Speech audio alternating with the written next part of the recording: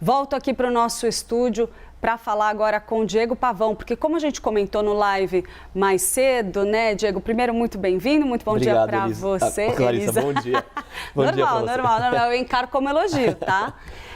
Mas, Diego, a gente está falando aí, né, das negociações cara a cara entre Estados Unidos e Irã, que foram colocadas em dúvida, aí, obviamente, nos últimos dias, no meio dessa tensão toda, inclusive sobre aquela apreensão de um navio iraniano por parte das forças especiais americanas.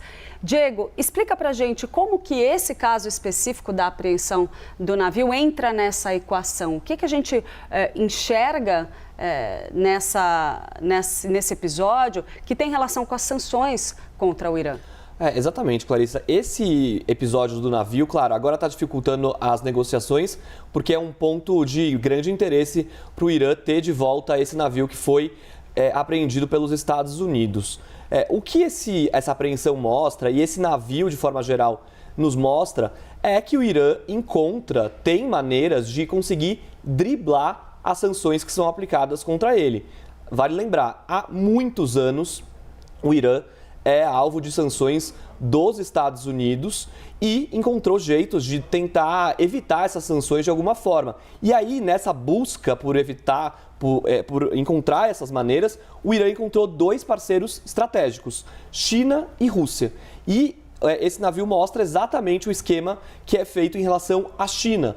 O Irã consegue vender para a China petróleo muito barato, porque é um petróleo alvo de sanções, então a China compra esse petróleo, um barril ali com 10, 15 dólares de desconto. Para a China é muito interessante. O Irã fica com crédito ali nos bancos chineses e consegue comprar da China outros materiais para tentar manter a sua indústria funcionando e até a sua indústria bélica, vamos dizer, não comprando exatamente armas prontas, mas partes que podem ser usadas pela indústria bélica. A gente preparou uma tela para mostrar como funciona esse navio, como ele despistava as sanções dos Estados Unidos, as autoridades americanas de forma geral, e vamos falar um pouco também sobre esse navio. Um navio imenso, tá, Clarissa? É o Musca Porta-Containers.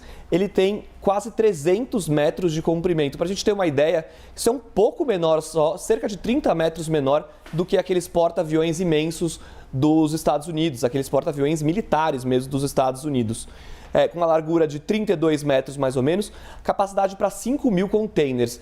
Esse dado é importante porque, assim, para você vasculhar um navio desse, fazer uma inspeção num navio desse, isso requer um esforço logístico imenso, na verdade. Até inspecionar 5.000 containers, ver o que cada um guarda, se não tem ali coisas que podem colocar em dúvida ali sobre se esse comércio é de fato legítimo ou não. Quem opera esse navio, ou operava, na verdade, é uma estatal iraniana super conhecida das autoridades americanas. Ela é sancionada desde 2019 e ela é considerada pelo Ocidente como o braço logístico de navegação da Guarda Revolucionária Iraniana. Ela faz justamente esse transporte, esse esquema paralelo às sanções que os Estados Unidos aplicam contra o Irã. Como eu disse, ela é alvo de sanções já há muitos anos, desde 2019, tanto pelos Estados Unidos, mas também pela União Europeia, e faz esse transporte principalmente com origem na China. Então, é exatamente isso que acontece. O Irã consegue vender o petróleo super barato para os chineses e aí consegue trocar isso, vamos dizer assim, por materiais da indústria chinesa que justamente vão nesse transporte com esse navio. O destino era o Irã. A interceptação não ocorreu exatamente no Estreito de Hormuz, tá? Ela ocorreu, vamos dizer assim, na antessala do Estreito de Hormuz, que é o Golfo de Omã.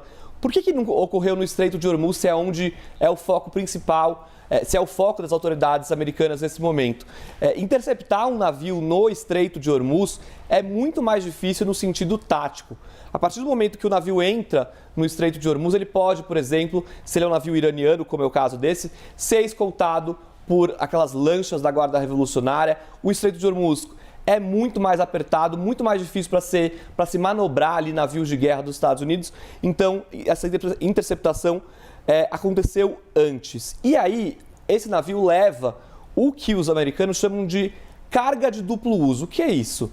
Bom, são materiais que vêm da indústria chinesa nesse caso, mas que podem ter duas finalidades. É um material que pode ser usado pela indústria civil, pode ser usado pela construção civil, fibras de carbono, chapas de aço, microchips podem ser usados para a indústria eletrônica, mas também são materiais que podem parar num galpão militar do Irã, que podem ser usados, por exemplo, para montar um míssil balístico, para montar um drone kamikaze. Tudo isso para ajudar a indústria bélica. A verdade é que esse duplo uso é um grande pesadelo para as autoridades de comércio mundial.